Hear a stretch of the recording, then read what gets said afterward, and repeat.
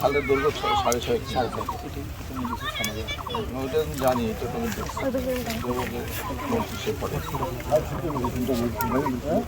আপনারা জানেন বর্তমান সরকারের নির্বাচনী প্রতিশ্রুতি অনুযায়ী সারা বাংলাদেশে খাল পুনর্খনন শুরু হয়েছে, যেটা শহীদ রাষ্ট্রপতি জিয়াউর রহমানের সময় যে এই খাল খনন কর্মসূচি ছিল, এই এক খাল খনন কর্মসূচির মাধ্যমে আমরা যেমন করে পানির সংস্থান করতে পেরেছি, কৃষকদের জন্য সেচের পানির সংস্থান, তেমনিভাবে এই খালে মাছ চাষ হয়েছে এবং মানুষের কর্মসংস্থান তৈরি হয়েছে।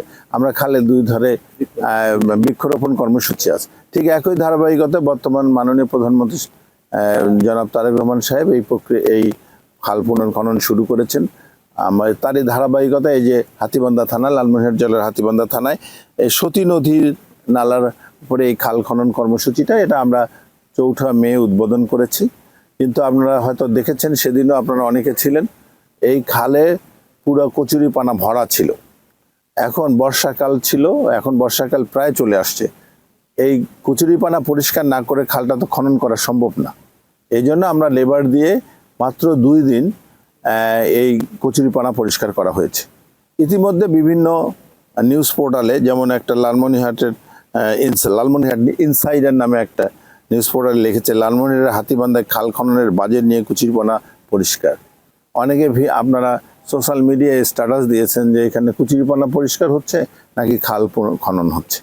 আসলে দেখেন, এই খালগুলো তো পুনর্খনন কর্মসূচি এই জন্যই নেওয়া হয়েছে যে খালগুলো অনেক সময় অনেক প্লাস্টিক, ময়লা ইত্যাদি দিয়ে এগুলো ভরাট হয়ে গিয়েছিল। তেমনি আমাদের এই খালটাতে কচুরিপানা ভরাট ছিল। এই কচুরিপানা না সরাইলে তো আমরা খালটা খনন করতে পারবো না। তো অনেকে আমাকে নিয়েও বাজে কথা লিখেছেন। তো আপনারা, আমার মনে হয় যে প্রকৃত ঘটনা স্থানে এসে সংশ্লিষ্ট ব্যক্তি, যারা সংশ্লিষ্ট যে সরকারি অফিস আছে, তারা কি কাজ করছে, কিভাবে করতেছে, এদের অন্তত আত্মপক্ষ সমর্থনের তো সুযোগ দেওয়া উচিত। সিদ্ধান্ত নিলাম যে এই খাল এখন খনন করতে গেলে এখানে কাজটা সঠিকভাবে হবে না এবং এই সরকারি টাকা নষ্ট হবে। এখন পর্যন্ত কোনো যারা এখানে মজুর শ্রমিক ছিলেন, তারা 2 দিন শুধু কচুরিপানা পরিষ্কার করেছেন। আমরা এখন পর্যন্ত কাউকে 1টি টাকা দিইনি। এই খাল খননের যে বাজেট, সেখানে 1টি টাকাও এখনো খরচ করা হয়নি। অথচ বিভিন্ন রকমের খবরাখবর বিভিন্ন সোশ্যাল মিডিয়া এবং নিউজ পোর্টালগুলোতে আসছে, যেটা খুবই হতাশাজনক এবং যেটা আমাদের কর্মস্পিড কমায় দেয়। আমার আপনাদের কাছে সহ সকলের কাছে অনুরোধ যে প্রকৃত ঘটনা জেনে আপনারা নিউজটা করেন।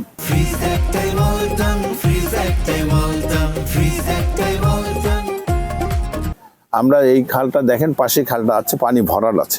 এখানে যদি কচুরিপানা একদম জমাট বাঁধা ছিল, মানে তো এক্সকাভেটর কাজ করবে না। তো আমাদেরকে তো কচুরিপানা পরিষ্কার করে খাল খননের দিকে যেতে হবে, তাই না? সেটাই করেছি আমরা।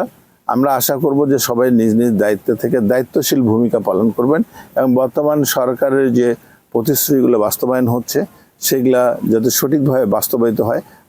আমরা মনে করি যে আপনারা এই আমাদের দর্পণ, আপনারা আমাদের আয়না। আমরা কি কাজ করতেছি না করতেছি সেগুলো আপনাদের মাধ্যমে জনগণও যেমন জানবে, আমরা ভুল ত্রুটি করে থাকলে আমরাও সেটা বুঝতে পারবো।